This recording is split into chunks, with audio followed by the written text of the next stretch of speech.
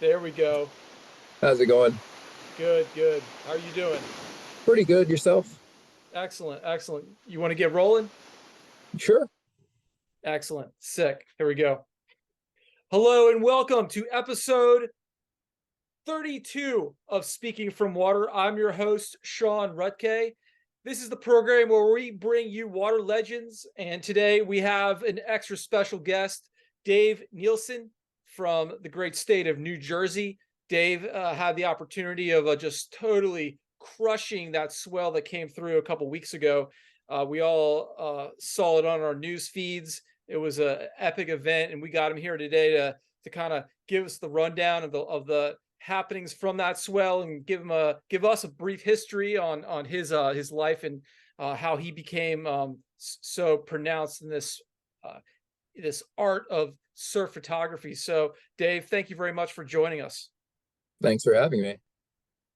So, my most important question here is: was this swell last December 18th as big as a deal as Superstorm Sandy? Um, in a different way. Sandy was destruction for us, whereas this one was minimal destruction and mostly rideable waves. I don't think anyone in New Jersey really surfed Sandy because it hit us so hard.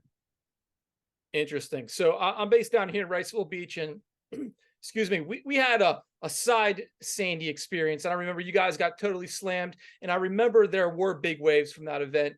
And I had not even seen anything like I saw coming out of the material you were posting on the East Coast. I mean, for those who hadn't viewed these pictures, we're talking 4 times overhead surf. Is that what you would say you saw?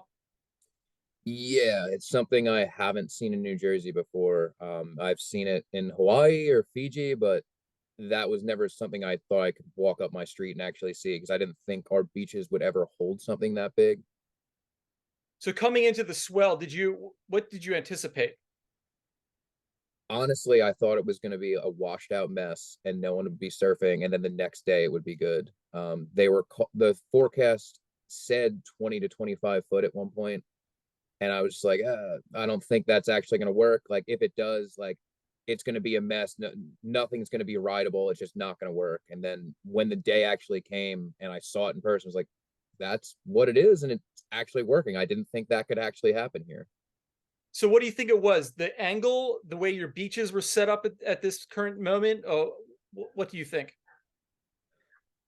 I think it was the angle of the swell. I think it was a bit more east. We got a bit more swell than we were expecting. Because I remember it was supposed to be south, and just when we saw everything coming in, it didn't look like it was like reeling rights or anything like that. It looked like it was kind of like a decent amount, like kind of closed out, but there were some makeable ones.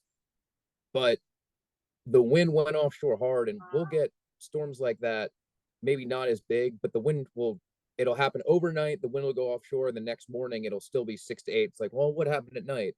That one, the wind went offshore at like 10 in the morning.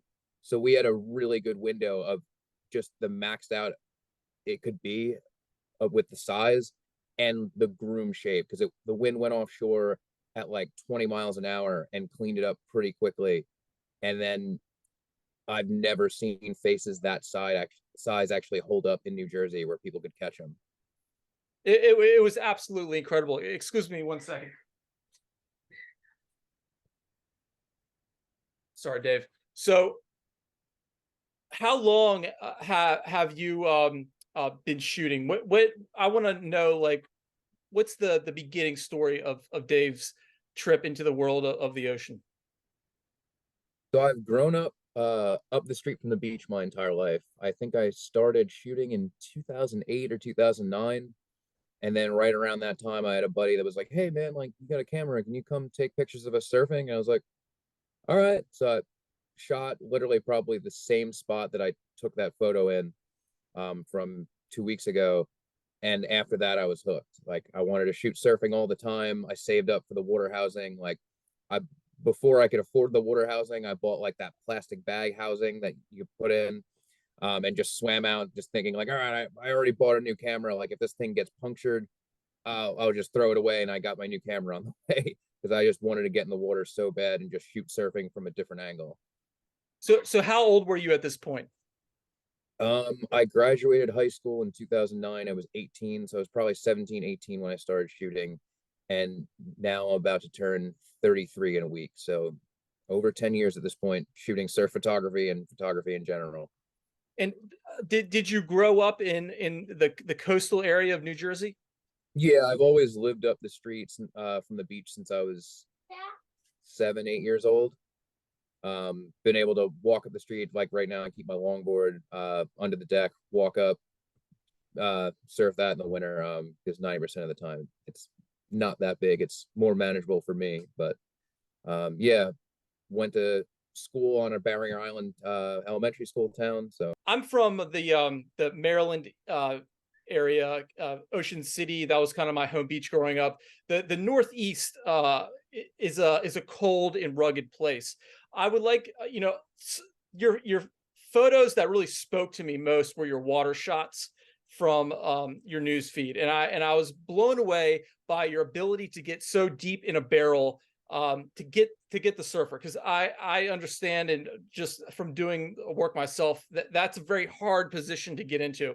When did you get the water housing, and when did you really start feeling that skill of how to get into such cold water? Because the water up where you are is just frigid in the winter, and that's usually when the best waves are. So kind of introduce our listeners to the sequence of events that allowed you to get into such a great spot in these waves, and what's your philosophy on that? So I first got a water housing. I started at the plastic bag housing, like right before I got like my regular one, 2010, 2011. And the first day I swam out with it was, I remember it was November 30th. It wasn't freezing yet, but it was still cold. You could go in without gloves, but you needed boots, and a 4.3.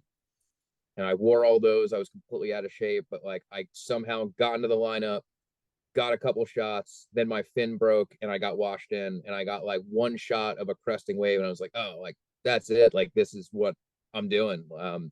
And from then on, it was like, all right, get in better shape to get in the water, get a better wetsuit. And like when I started swimming, like it was rough doing it in the cold because I was using surf boots and jamming them into oversized fins. And with surf boots, like they just don't want to conform to the fin. Like they want your foot to be kind of like that. And eventually someone told me they made bodyboard socks. So I started wearing 3 mil with 5 mil on top of them bodyboarding socks. Like, all right, these are much more comfortable. They're not cramping my feet as much. And I just continue to go from there. Like when I wasn't shooting, I was body surfing to understand how to be in a better position and get deeper in a wave. So I body surf for years. Like the first time I went to Fiji in 2013, I was body surfing at Cloudbreak in between shooting.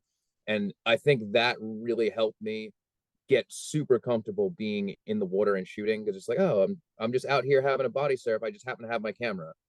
And I realized that you can take a lot more risk with a camera and fins than you can with a board, because I can easily swim under. Whereas like a board, if you can't duck dive that deep enough, you're just going to get smoked. So tell us how that was going to Fiji for that first trip, going from such a cold environment where it's literally super difficult to swim in such gear as you were just describing, to then being fully natural. What was that sensation like?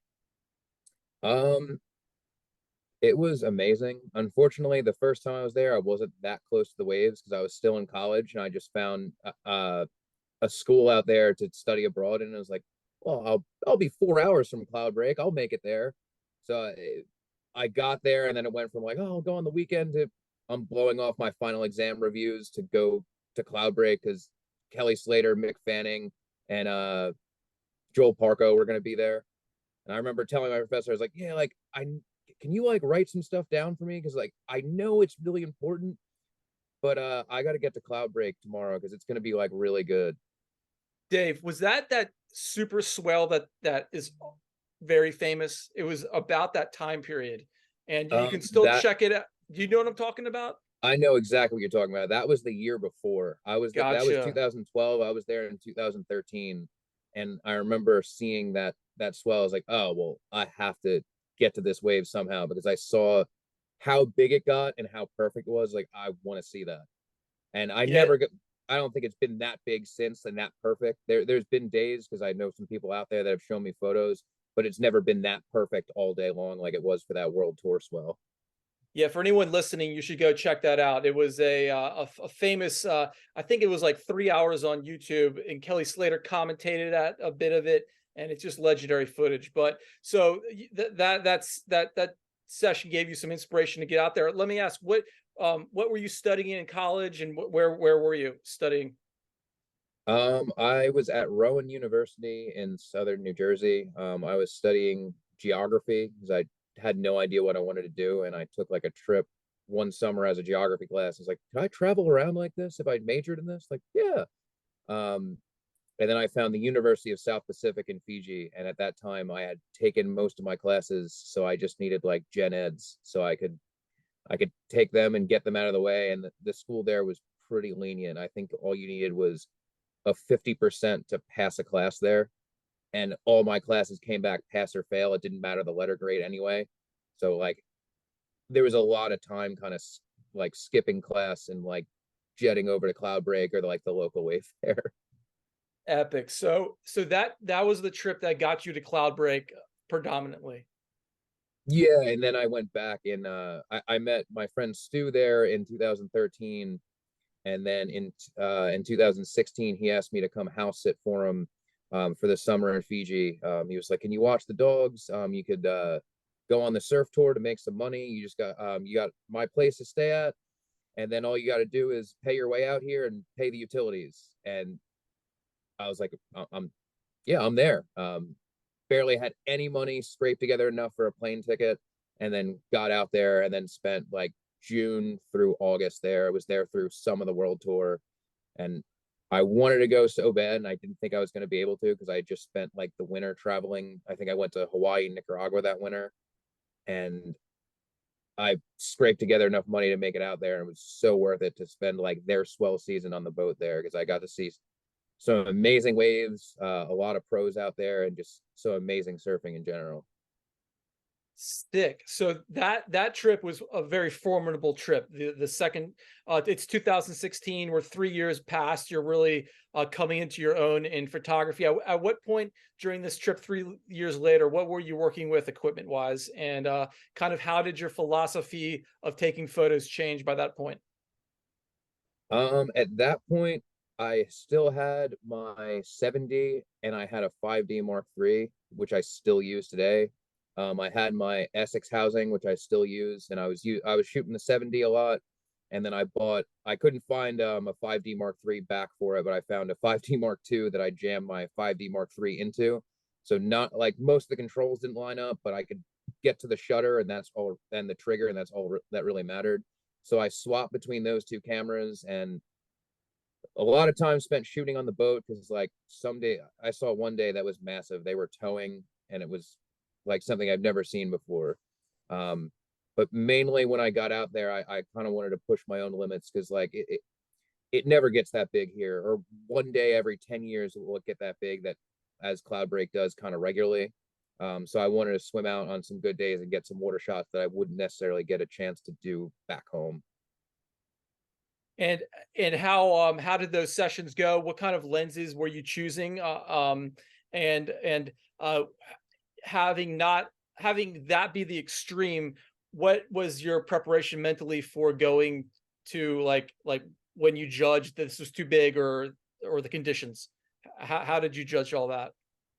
Um, so I had been training for like a year or so prior. I was biking 20 miles a day, like a couple times a week just to be in shape to do it. I had done some breath hold training because the first time I went to Hawaii, I got like smoked and I just did not had never felt power like that. And I was like, all right, I got to be in way better shape. Um, Lens wise, I shoot 50 a lot. It's very um universally good for everything for me. Um, Rarely am I like too close or too far away, I can generally judge pretty good where I need to be with 50, where it's just like if you're shooting fisheye, you're either in the spot or you're getting no shot at all. So I shot some fisheye occasionally, and there you get to do the whole underwater thing, which is amazing. So I shot some fisheye and definitely got some underwater stuff. On the bigger days, I tried to shoot more 50, and at that point, my fisheye and my 50 were the only things I had ports for. So those are the only things I was using in the water. But on like the biggest days where I got the best shots in the water, it was generally the 50 millimeter lens. And I'd say most of my best water shots are probably with that lens at this point. Okay, so and a lot of that probably has to do with the fact you're sitting more in a channel, and at that spot, it's harder to get in the lip. Whereas these New Jersey shots I'm seeing you take look a little more fisheye. Is that right, or are those 50s also? Uh, some are fisheye. I shot it like I wanted to get fisheye down because that was like the classic surf perspective in magazines. So I shot a lot of fisheye when I first started. It was like the only lens I used. Then I moved to more 50 because once I realized that like my success rate for fisheye, like you may get 3 amazing shots that session and then you won't get anything else. I realized if I'm shooting 50, I'll get a lot more okay to decent usable shots and then some really good shots versus possibly walking away with nothing at all. So I've shot a decent amount of fisheye, but 50 has been kind of my go-to. And as I've moved on with that, I've sold the fisheye and used my 16 to 35 occasionally. And then I have a 135 that I like to use when it's the current's like ripping. But even with 50, it's not like on a full frame, it can still be pretty wide. I've gotten some photos where some people would probably think I'm shooting pretty wide where it's 50 because it'll be someone standing in a barrel completely covered and everything's still in frame. And I'll still get smoked shooting with the 50 just because sometimes it's going to close out right on top of me and there's nothing you can do. And while we're on the subject of your travels and your history, I want to go back to your first trip to Hawaii because that seems pretty fundamental to your journey here. How did that come about, and what was it like your first session? I assume you were in Oahu on the North Shore. Is that where you went? Yeah. And Um, and kind of tell us how that felt. You know, the intimidation of the scene, and then that first session, and give us the story of that session. so my one friend said we should go to Hawaii, and I was like, all right. He's like, no matter what, it'll be crowded, but it's something you need to see. So we went out there for 2 weeks, and then when I was on the flight to get there, the Eddy was on yellow alert. So I knew it was going to be big like the first couple days. And within, I think the second day, it was 20-foot Hawaiian. There were 40-foot faces at Waimea. And I think they called off the Eddy because it wasn't going to be 20 foot all day. It was just going to peak at 20 foot. So the first 2 days, like, all right, well, I'm not getting in the water. There's jet skis out there. People are towing. It's gigantic. I'm not prepared for this at all. When the swell kind of started to come down, I got to kind of get in a little bit. I remember one day after the swell was that big, we were staying right by Ke Iki Beach where Clark Little always shoots, and the massive swell just took all of the sand off the beach and created like a little sandbar where like on the beach, like there was a bunch of exposed reef. Um, and I looked at it, I was like, it didn't look that big. And me and my friend were like, oh, like let's go out there, we'll get a couple shots. It looks like a sandbar like at home.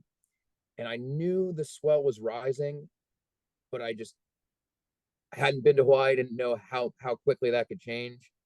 And just I remember we started swimming out, and then like right when I thought I got to the lineup, it was just like those classic like lines stacked to the horizon. I was like, oh man. And I remember the first one, I swam down and grabbed the sand, and I was like, all right, I'm good. And it ripped me off the sand and then pummeled me. And I was like, I'm out of my element. I don't know what I'm doing now because I can't get under these safely and there's nowhere to go. And then like I think there were like 6 waves in the set.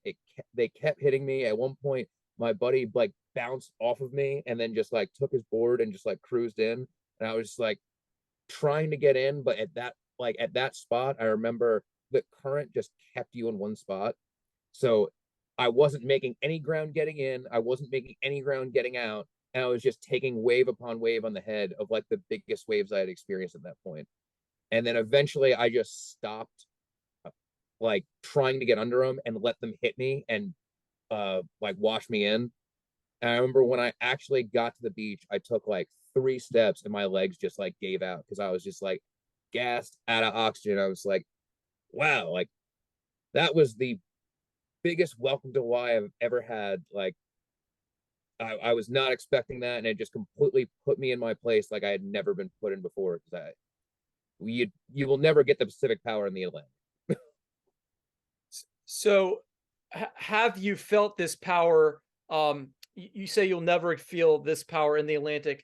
Kind of tell our listeners, even with that swell that you just had, uh, how is the power not the same? Well, on the East Coast here, our coastline is not nearly as deep as the Pacific, so there a lot more power gets into Hawaii, especially because it's the middle of the ocean, and it's just so much raw open ocean swell. Where with if you look at the bathymetry here, it's much shallower compared to the Pacific Ocean, even California, and like the entire West Coast. So the shallower it is, it will take a lot of the energy out of the waves before they get here. So that Pacific power, you get it a lot more on the West Coast and Hawaii, and it's not something we get here just because we don't have that deep open ocean swell. And those places will take those 15, 18, 20-second period swells, whereas here it just spreads out and closes out our beaches for 5 blocks if it's 18 seconds. So it's just not the same. If you were getting that 18 seconds all on one, like in one wave, it would be gigantic, and it just doesn't work the same here because of the bathymetry. So this famous shot that you took that looks 4 feet over, 4 times overhead. What would you say that wave was? The one where the guy's eating it from the top.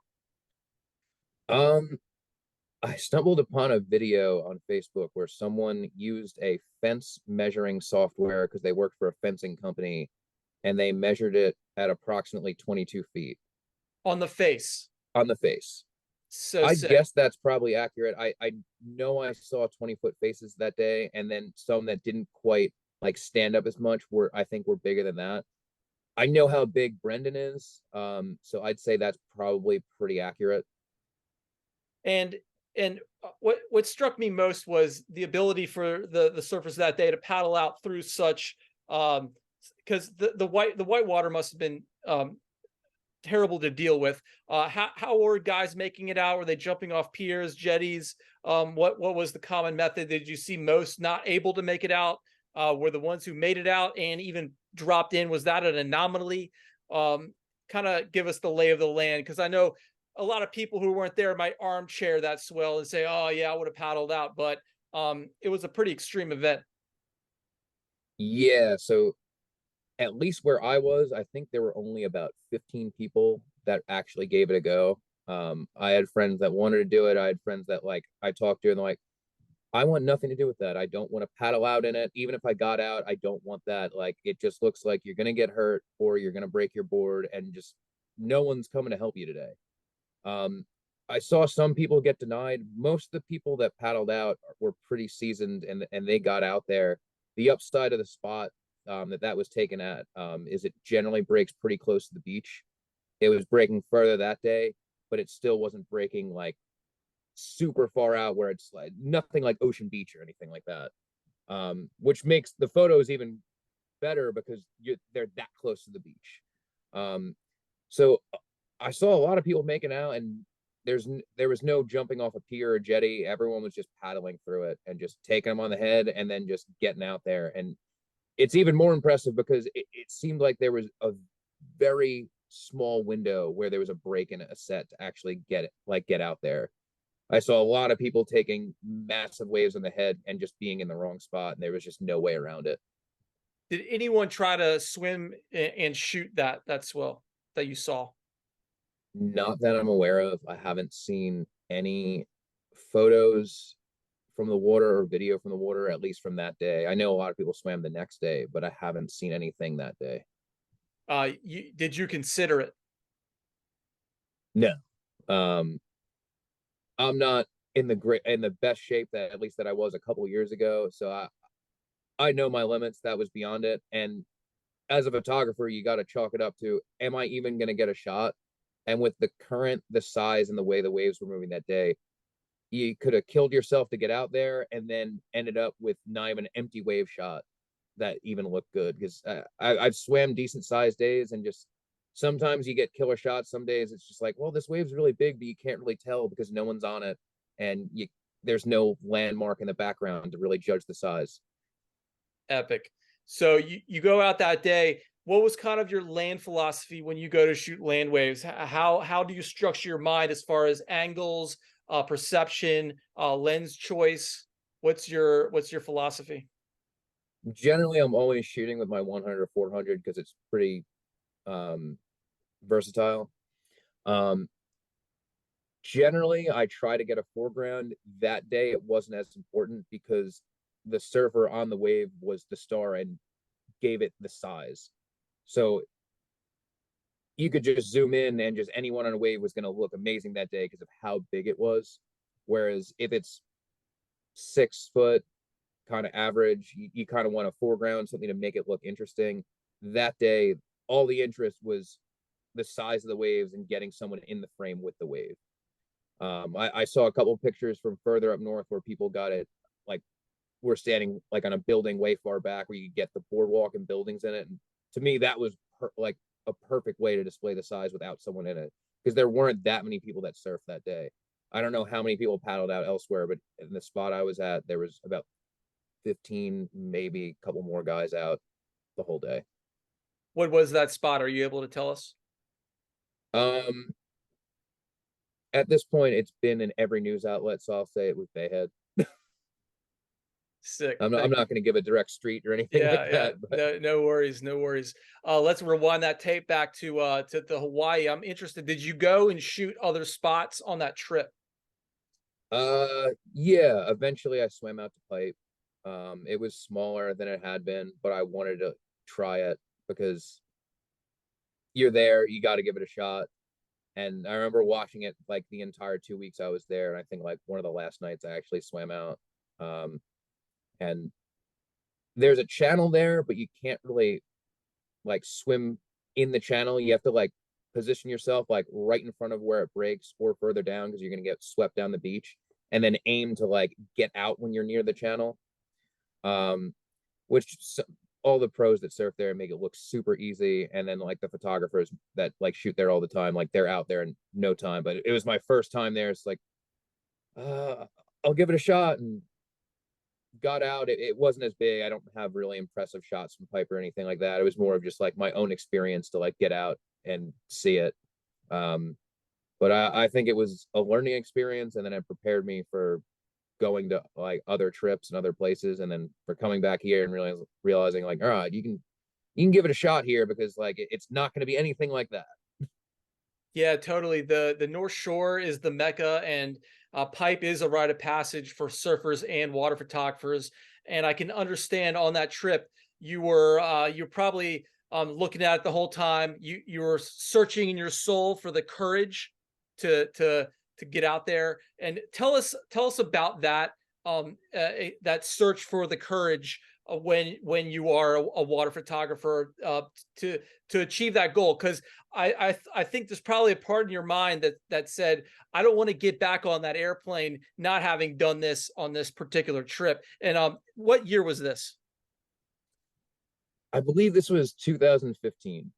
So a year before your big massive year of adventures, and you need to not, I guess, not do the thing that you need to do. Tell us where that courage comes from. Yeah, I remember being there and like the first day when I saw like Pipe actually breaking and saw how far out it was to get and like how big it actually was when someone was standing on a wave. I was like, wow, like that like is something I never had seen before, and I wasn't ready for it. And I was like, well, I have to try it. And then like when I got put in my place at the sandbar that one day, I was like, I got to give it another shot. Like if I don't get out there, I might as well just sell my camera and just forget this. Um, and then eventually, the last day, I think it was the Super Bowl. It still had some size, but it was more focused on off the wall, which everyone said it's like, yeah, unless you're experienced, don't shoot there. There's no channel. Like you're either gonna get smoked and you have to be comfortable with that, or you'll get lucky and you won't. Um, the upside of pipe is the channel, but if it's massive, you're still gonna get the wash throughs that are going to close out the channel. But that day I got out. It wasn't that big at pipe. I have some photos from pipe looking at off the wall where it looked a lot better. But it was more just like getting out there and like seeing like there's no other place like the North Shore because you'll run into like all of your childhood heroes in a matter of 10 minutes, just standing around pipe. So the amount of pros you just see there surfing, and that was during the Super Bowl that day. So a lot of people weren't surfing. I think there was like one or two other people actually shooting in the water because it wasn't that great. It was just a great experience. And even though like I don't look back at any photos I got from shooting that day and be like, that was an awesome photo. It was my experience to go out and experience pipe. And then it prepared me for, I think a week later, I was headed to Nicaragua to work for a surf camp.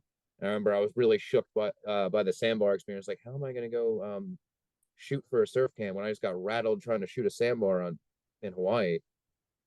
And then slowly just continuing to shoot, and I just got my confidence back up. And then many more trips later, and then many trips up and down this coast. I was like 2016, 17, I was in the height of like being in shape and like ready to swim big swells. And I was out there anytime it was 6 foot or bigger. I wanted to be in the water. So sick. So you make it out of pipe, and now you have an extra ownership over the camera. You know, it's your sword. You've leveled up on the black belt, so to speak.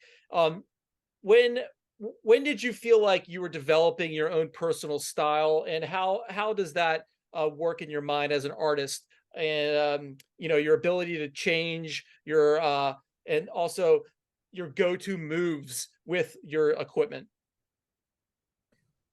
I would say around 2017. Um, that was, I think I had stayed around here that entire year.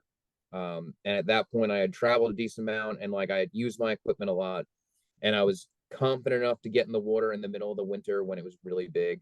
And I remember in 2017, we had one storm that was, they called it Winter Storm Stella. And I remember I woke up at like 5 a.m. I thought there was going to be like a foot of snow, and then we got all rain.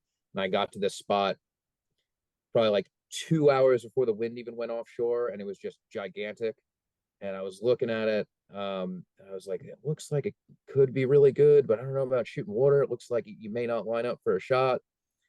And then Rob Kelly paddled out, and then Jay Rakowski was like, "Oh yeah, I'm swimming." I was like, "All right, well, I want to get water shots. I'm not going to stand on the beach." So I grabbed my stuff. I swam. I think Jay had broken a fin. He got like a couple shots, and then he had to go in. Um, and I swam, and I remember like the spot that I was at had like it was really deep to really shallow, so the lips were really thick. It wasn't that it was so like huge, it was just that the lips were really thick, and if you really took one, you were going to get really pounded. And I made it out without getting smoked too bad, got like a bunch of shots, and then right before I was going to get in, I just took one right on the head. Um, and it didn't even hold me down that long. It just like planted me on the bar and then ripped me off the bar and shot me right back up. So it's not like it was a long hold down. It was just like violent. Um, and then I was gassed from that session, and we went up north, and then everyone was saying that it was 12 foot plus there. And when I got there, everyone was in the water. I put on my wet 5'4" and swam back out. And I was the only one in the water for like an hour or two. And then the size started to come down. More people swam out. And then I overnighted it to New England that night to try to swim again when it further up north where the buoys were hitting 20 foot. And I remember like that swell, I was like, all right, like I'm pretty comfortable other than like the lack of sleep.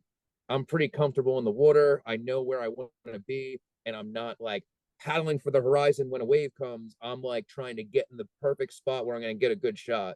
Because you can be out there when it's really big, but like if when a set comes, you're paddling for the horizon, you're not going to get the good shot. And I learned that.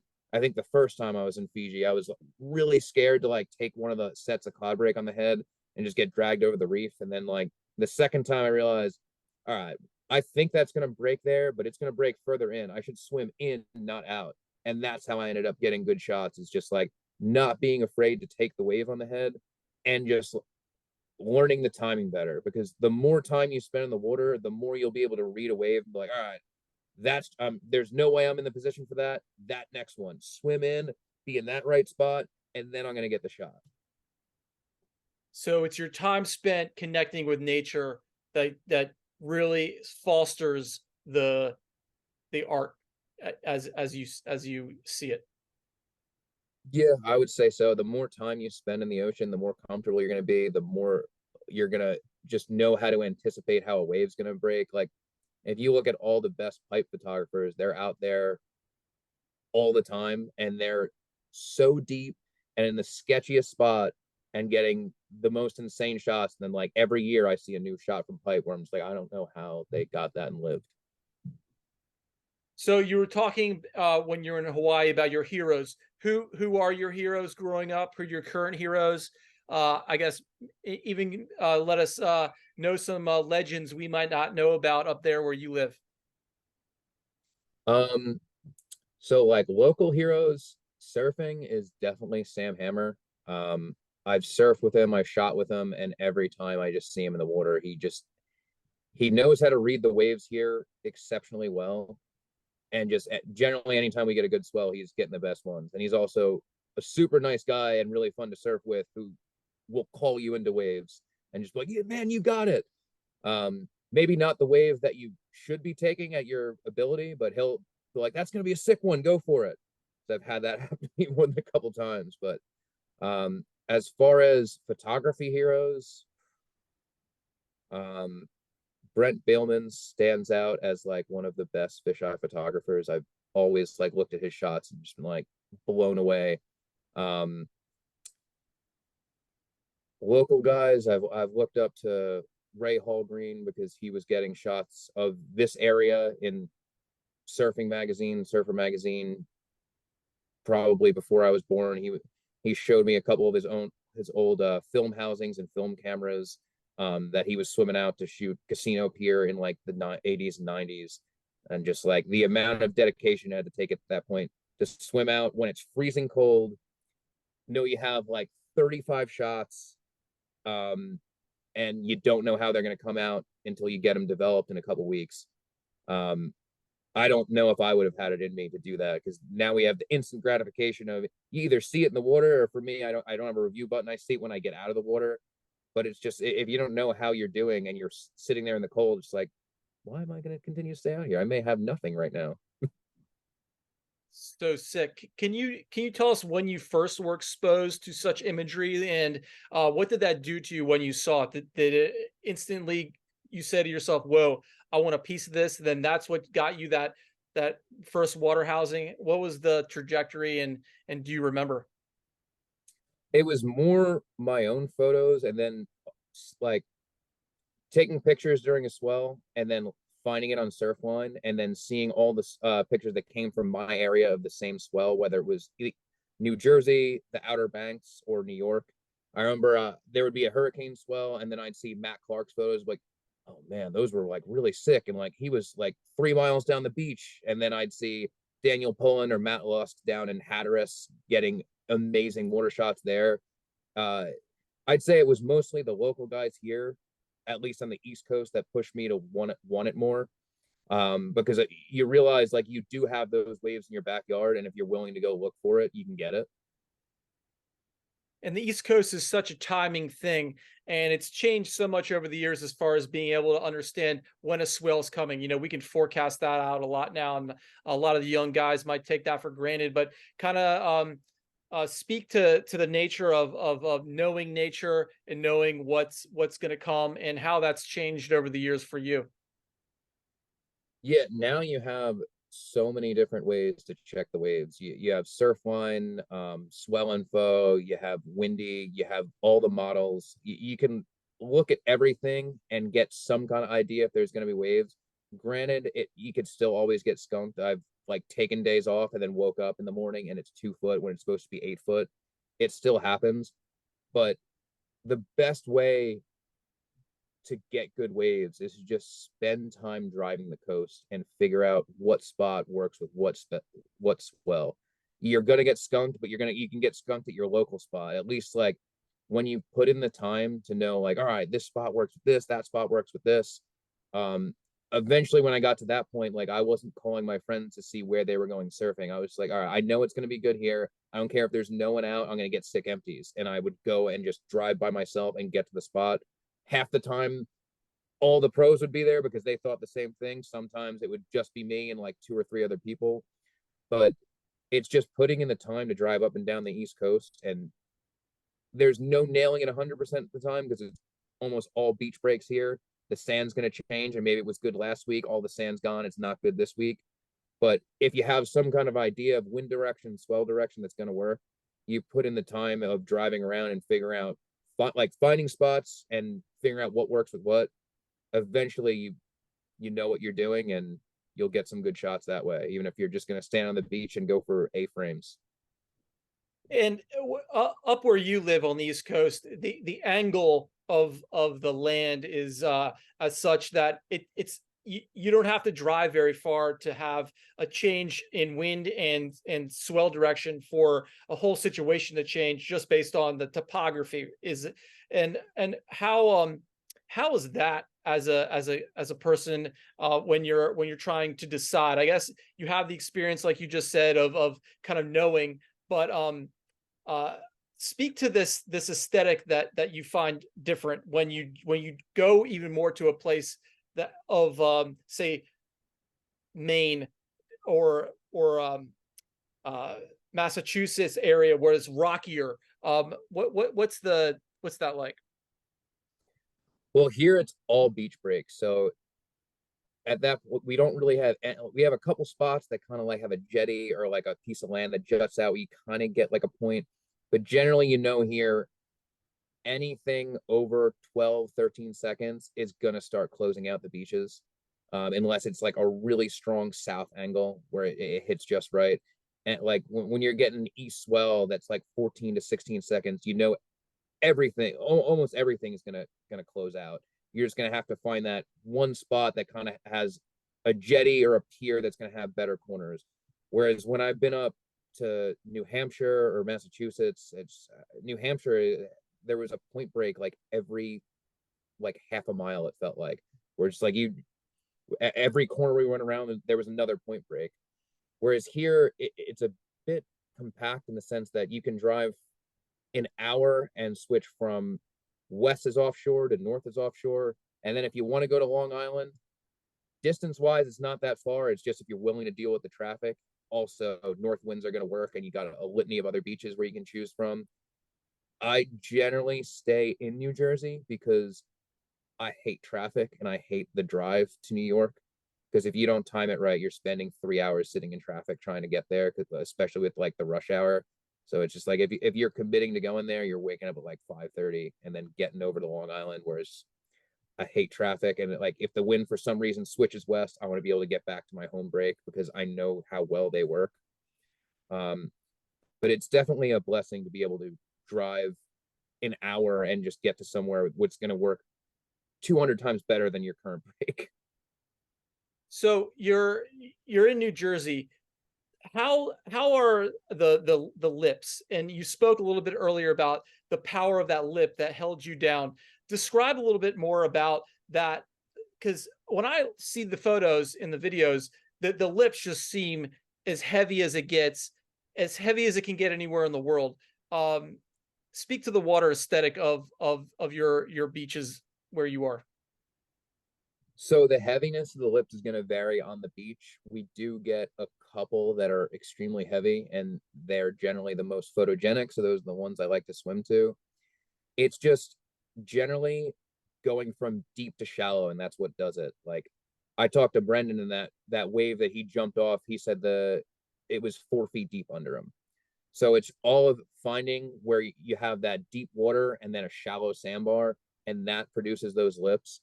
And it's best pictures. That's why I always go to Bayhead to shoot, or if that's not working, I'll go somewhere else to shoot there.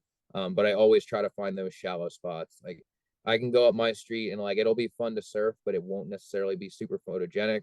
It'll be a more almondy barrel, but we I would say New Jersey gets some of the squarest barrels on the East Coast just because of the shallowness and the deep water going into shallow. So sick.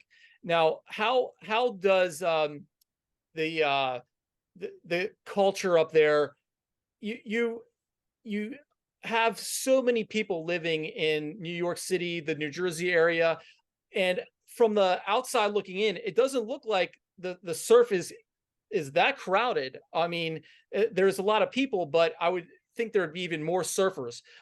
Is the community tight knit? How from experience down here in North Carolina, you can paddle out, say at our local break, everyone knows each other.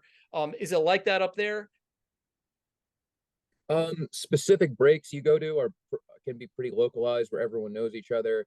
There's just so much beach here, and a lot of it will get good waves. Like if you want, you can find a beach and surf by yourself. You can go up the beach and it may be better, and you'll surf with 20 guys. But generally not super crowded, and I think the cold kind of cuts down on the crowd because like in the middle of the summer you can go to a spot and there'll be 50-60 guys out. You could look at the Manasquan Inlet cam on Surfline in the middle of the summer and it looks like there's 100+ guys out, especially during a hurricane swell.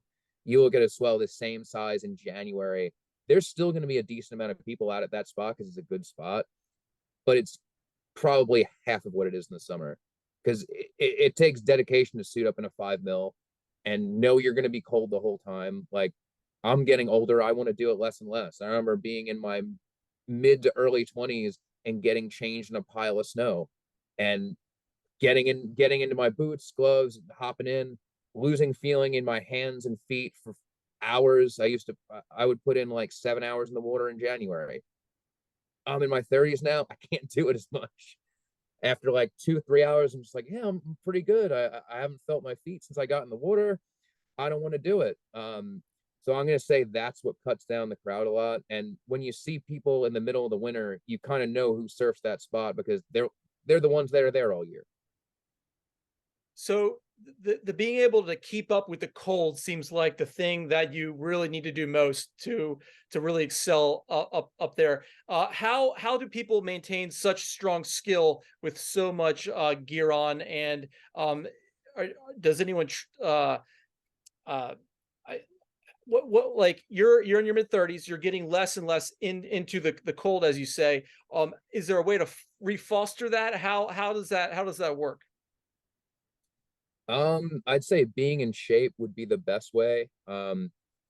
I've talked to several of my photographer and surfer friends, and the older we're getting, is just like the cold gets to you quicker. Where I think that happens to everyone, regardless if it's surfing or not. You still do it because you realize you're going to get the spot with a less crowd, and you're not gonna just gonna stare at it and not surf that day because it's cold. You're gonna do it. Just the older you get, the cold gets to you. Your muscles don't work as well. But it also works to your benefit because you throw on a 5 mil and swim out and then fly somewhere where it's warm. It's just like, I feel this is so easy now because I don't have all this gear holding me back. And it goes the same with surfing. Like I feel like I can surf way better in board shorts than I can in a 5 mil. Everything is kind of holding you back. So when the spring comes in the summer and you like get into a thinner suit, it's like, oh, this is easy. Like I can snap this turn no problem because like I don't have 15 pounds of rubber holding me back right now. 100%. And it's like you give so much respect to these guys who are able to do it with so much gear on. Because personally speaking, summertime, I feel like I'm 22 right now. I'm 42, but I put on all this stuff right now, and it's super tight. So while we're talking about the warm weather, what are some destinations that you haven't been yet that you want to get to on the planet? Um, I mean, for a while I wanted to go to Bali and Indonesia, but the more people I've talked to, the more of a zoo I've heard it is now. So as far as other places I want to go that I haven't been yet, um, some of the cold destinations seem interesting, like Iceland. I know that can be hit or miss. As far as the warm destinations I haven't been to, there's some Caribbean island spots that I've seen that get really good, but you kind of like have to time it on a swell. So some of those like secret spots, yeah, I don't know. Like I'd like to time things in a swell. It's harder for me to do now with a full-time job because I can't just go in tomorrow and be like, hey, I'm not going to be here tomorrow through the next week. I'll be back next week, and I just won't have a job anymore. Um, but there's some spots in the Caribbean that I know get good. And then I'd love to make it back to Hawaii and back to Fiji. Those were two places that were really cool, and I'm sure they've changed a lot since I've been there, but I'm sure they're still amazing. You did spend so much time in Fiji. Speak to the culture and the uniqueness of it, and how that's kind of resonated in your life. Oh, the Fijian people are the nicest people you'll ever meet on the planet. It is literally the happiest place in the world. Everyone there is super nice, super welcoming. Um, the only thing I saw was at Cloud Break, there was, since the locals are so nice, like people actually like were getting like pissed at each other because someone would drop in and no one would do anything. There wasn't that heavy local crowd. Um, so I couldn't speak enough about how nice the Fijians are and how amazing and a beautiful place that is. Like it truly is one of the most amazing places in the world. And like when you go there, it's one of those places where you get and it's actually as beautiful as the postcard as it is in real life.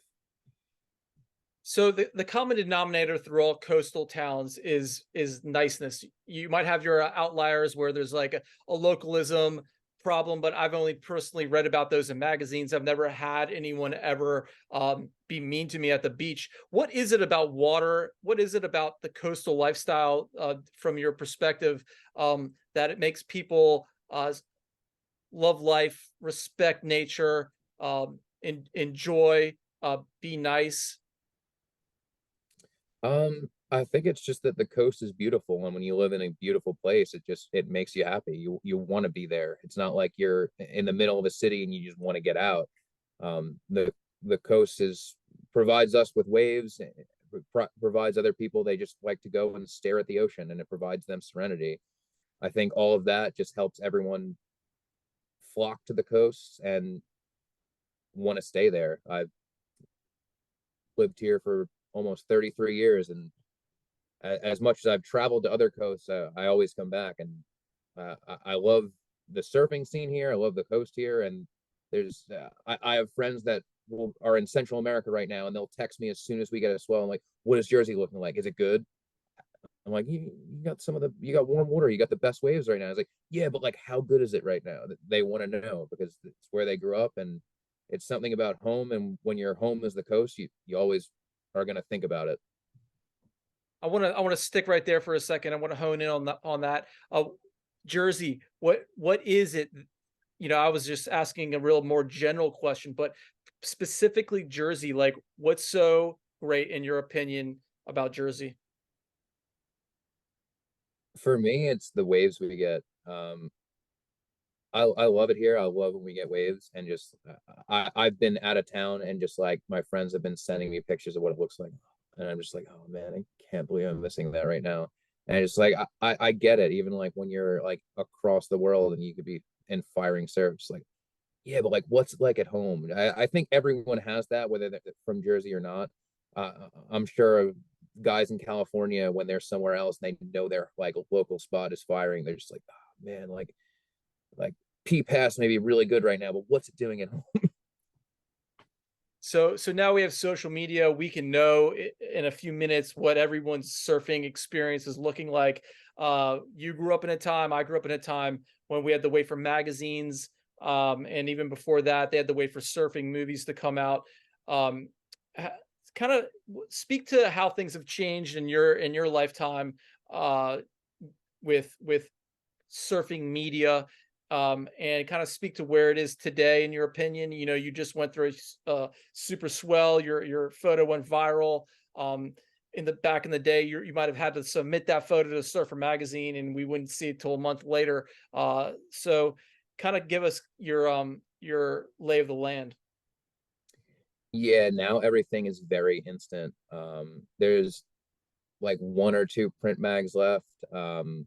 So like holding off photos is not a thing. When I first started, it was like you got your photos, you found the best ones and you submitted them. They're like, all right, don't post this on Instagram, don't show it to anyone. Um, we may run it in this issue. And then 6 months later, it'd either be run an issue or it wouldn't. And then no one cared at that point. Now it's just like I posted that photo on Instagram and people wanted it immediately to rerun it as long as someone else hadn't rerun it already. Whereas I remember when I started, like I'd have photos from a swell that I thought were really good, and then I post them months later after I found out it wasn't going to be in a magazine. At that point, no one cares because everyone cares when it happened, but no one cares about how sick a photo you took when it was a year ago when it actually happened. So I've lost out on so many photos that like didn't enter them in contests, didn't submit them, like post them on Instagram when it happened, didn't submit them to something that I would come out that week, like tried to save them for a magazine, and then a year later I'm still holding on to it. No one's seen it, and I posted it. It's like, oh yeah, I think I remember that swell that happened like a year and a half ago. That was from that. Oh, all right. So it's changed a lot. No one holds photos. It's nice to get it instantly, but like that swell will be old news in 2 weeks. Yeah, totally. And now as a photo creator, you this isn't your full-time job. You have another full-time job. What is your full-time job? I work for the state of New Jersey. I'm a Sick, government employee. sick. So when you first started your photo career, did you what was your idea of like making it a full-time job, or did you have another trajectory? What was, I guess, your business mindset, or was it purely artistic? At first I just wanted to take photos because I like doing it. And then once I got more and more into it, I was like, well, like you could travel around surf camps, do this and that. And then the older I got, the more I saw like staff photographer is not a job anymore. There's just there's no print mags left. I think there's one or two. So like the competition for those jobs are just it's insane. So at one point I was like, oh, I could probably travel around and like just go from surf camp to surf camp and sell photos. But at the end of the day, I don't think any surf photographer makes their entire income just shooting surf photos. You have to shoot something else. And I hate shooting weddings. It's not something I wanted to do.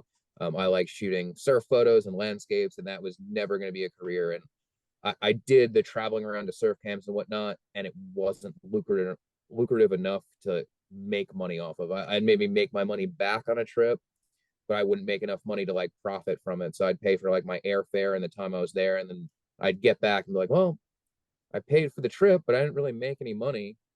And then the more that time went by, I was like, oh, I guess I'll just do it on the side. I watch friends that love shooting start shooting weddings, and they made tons of money. They could afford all the gear they want. And they're just like, I hate shooting for myself at this point because I take so many pictures of weddings that just like when I'm not doing that, I just don't even want to shoot. I don't care about shooting anymore. So at that point, I realized I do a regular job and do it on the side because at least I'll still want to do it. Yeah, it's so complex and deep. Where do you see the industry going? Because growing up here in Wilmington, North Carolina, we had a guy, well, we still do, DJ Strunts, and in his day, he was the number one dude making six figures at Surfing Magazine. You know, Surfing Magazine doesn't even exist hardly anymore, and he does something completely different now. Where do you see the trajectory of the industry, the ability for surf photographers to become monetized? The same for surfers, really. It's like you almost have to go into a completely different genre of even social media influencing to make it a thing. What's your opinion and thought on that?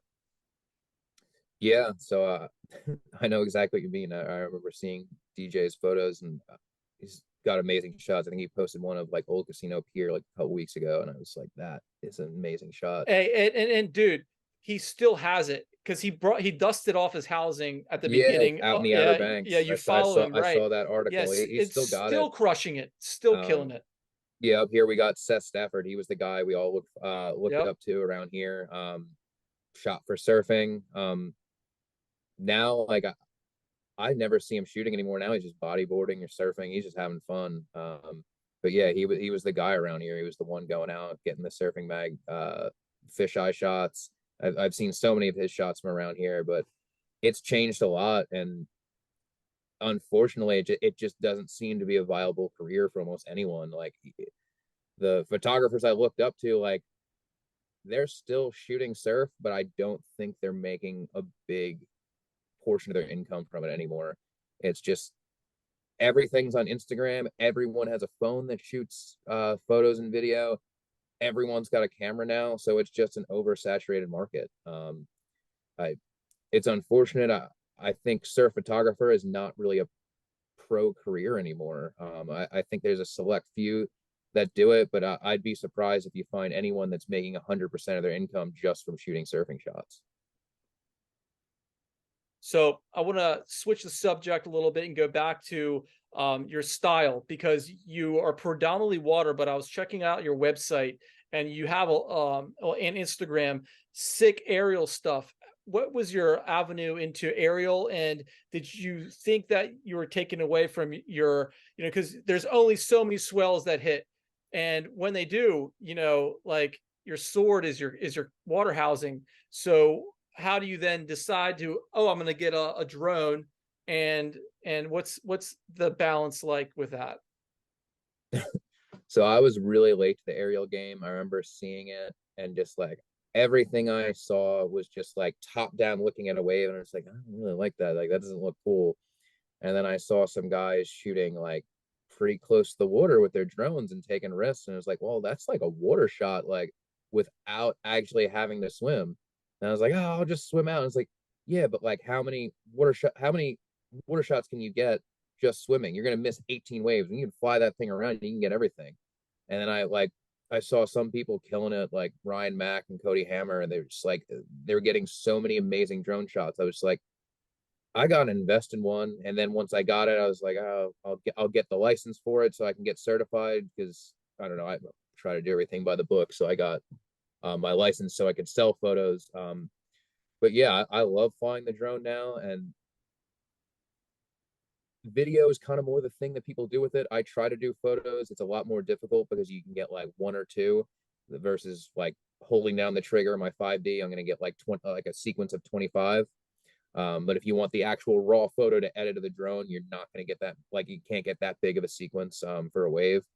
But now the biggest obstacle with that is just the wind. Half the time we'll get 30, 40 mile an hour winds. Like Ryan Mack got insane footage from that big swell we got. And I was like, I thought about flying my drone. I was like, I don't think I'm going to get it back. Like it's a 30-mile-an-hour wind right now. And I've had friends that lost them. They just like went out there like, yeah, I couldn't fly it back. It would not come back to land. Um, and they're expensive to replace. But it definitely takes a lot of the labor out of trying to get in the water, and just when it's still freezing on the beach, but it's a whole nother animal to suit up. And when you know you're going to get more shots just flying around for 15 minutes than swimming for 3 hours, it's hard to pass up.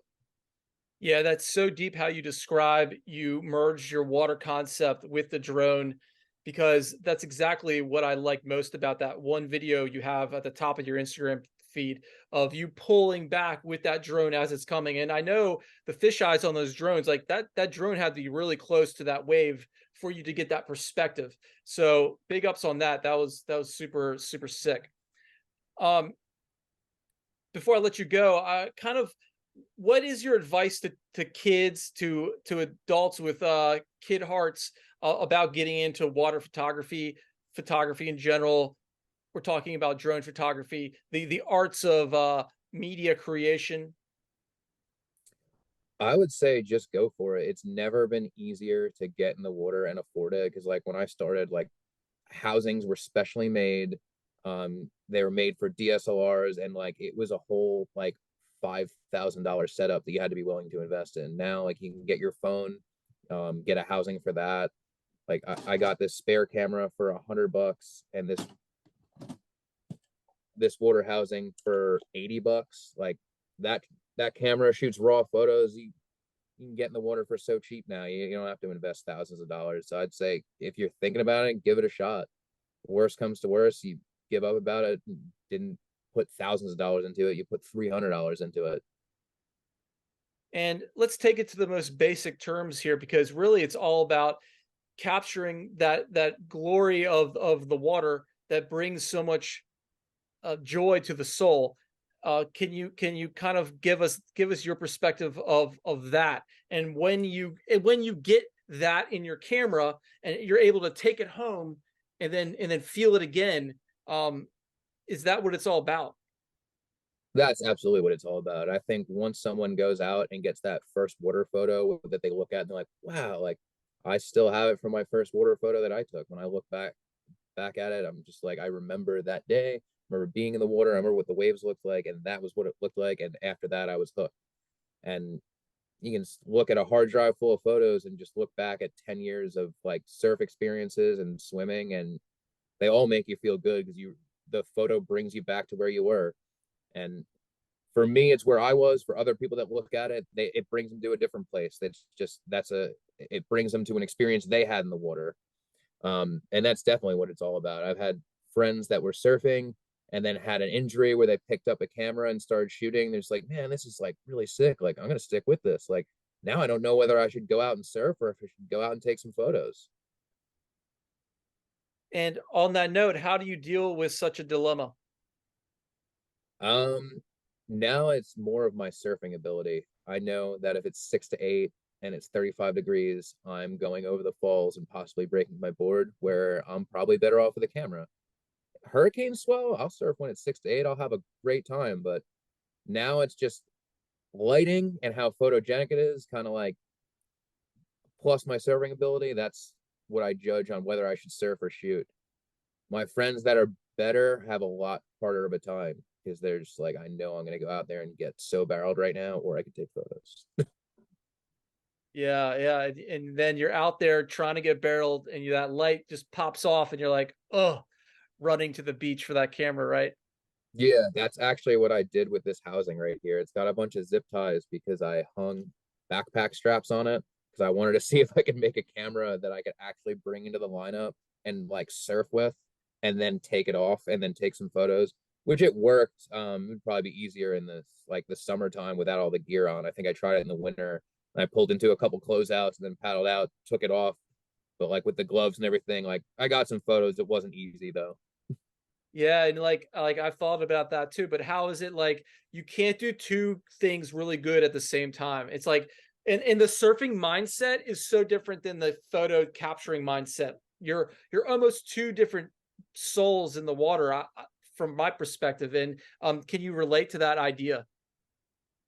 I can, but there's been times where I've like swam out on like a bodyboard to take photos because you're kind of more elevated. Because when you're in the water, you're so close to the water, you don't get that same perspective when you're like sitting on a board.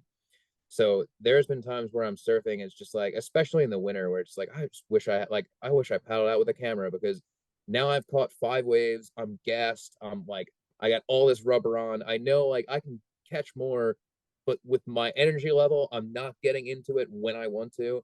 And like I'd be better off just sitting here and just taking pictures of the waves going by. Yeah, absolutely. Um, my final question is the aesthetic question, and that is when you are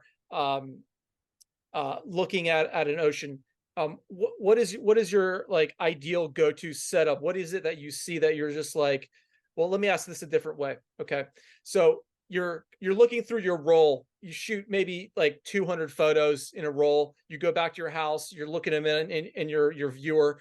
Uh, what is it about the thing that makes you go, ooh, from a whole session of it being in the same kind of conditions, but what is this aesthetically specifically in a frame that makes you just like, oh, that's the one. That's the one. Yeah. For me, that would be the hollowness of the wave and just the way the lip is landing. Like I've looked through so many waves and it's just like there's something when I see a certain way that like a wave is breaking where I just know like all right, that is it. That looks good. And just like where the lip is, it's just like if it's like small and almondish, it could be 15 foot, but like it doesn't matter because it's not throwing out into the flats like where it like that's where it looks like you look at it and you're like, oh man, like I want nothing to do with that. Like you get smoke sitting right there. And that's what I always look at when I'm looking through my rolls of photos, is just a specific look of the way the wave is breaking, whether someone's on it or not. If someone's in the barrel, like if you can barely see them because it's like clamping on them, it's not going to be good. But when they're standing there and you can see like it through the flats and they're standing there and they're still holding on, like that's the photo. And is this unique to Seaside Park? The wave is in your mind, or could this wave be super sick, but say in Fiji? No, you get them everywhere. It's just some waves are going to break like that, some aren't. And just when it has that certain look, I remember the way Stu described Fiji when it's on, where I was like, you keep calling it 6 foot, like that's bigger than 6 foot. He's like, no, 6 foot is just an expression. It's just like when like it's solid and it's perfect on the ledge cloud break where you're getting barreled, like that's 6 foot. And I was like, yeah, no, I know what you mean. Well said, Dave. Well said. Before I let you go, I have a macro question. What's the meaning of life according to Dave Nielsen? Uh, Happiness. Everyone's just trying to be happy, I'd say. So find your happiness. Yeah, wherever that is, whether it's in the ocean or doing whatever you like that makes you happy. And I think that's all anyone's looking for. Beautiful, beautiful. Well, Dave, thank you so much for taking the time to speak with us today. You've enlightened me to so many factors that I haven't thought of, and it's been a joy to talk with you. And I can't wait to see what you're going to create next out there in the water going forward. Thank you. It's great talking to you. Epic, epic. Well, have a great weekend, guys. This has been episode 32 from Speaking from Water. I'm your host, Sean Ruttkay. We wish Dave an excellent evening, and I hope you have a great evening, day, night, morning, wherever you're listening to this podcast, and we'll see you next time. Peace. Dave, thank you so much. No problem. Thank you so much for having me. Yeah, man. I hope we can keep in touch over the social medias, and if I make it up that way, I'll say what's up. And again, I'm in Wrightsville Beach. If you ever make it down here, let me know, and I'd love to show you around. Sounds good. Yeah, I'll definitely hit you up if I'm down there, and if you're up this way, Yeah. definitely shoot me a Have text. you ever been down here? Not that far. I've been to the Outer Banks. I remember I had a friend that I went to Fiji with that was from like Emerald Beach area. And he was like, yeah, like our local guys, Benny B, like everyone loves him. I was Dude, like, he was yeah, on the like podcast 3 sessions ago. yeah, I saw that. I'll have to Oh, watch that dope. episode. Epic. Yeah, he's a legend, man. And super nice guy. Like Sam Hammer and him are kind of in the same generation. And the way you Yeah. describe Sam is just like Ben, just like epic person. But so again, thank you again, and I hope you have a great weekend, dude. Hey, and I apologize for my kids running in there at the beginning. I gave them No a good problem. talk, like, hey, I'm doing a podcast. Keep it down, but 4-year-old, 9-year-old, it's Yeah, it's all good. woo, they don't listen. Yeah, epic, bro. All right. All right, dude. Have a good one. Peace.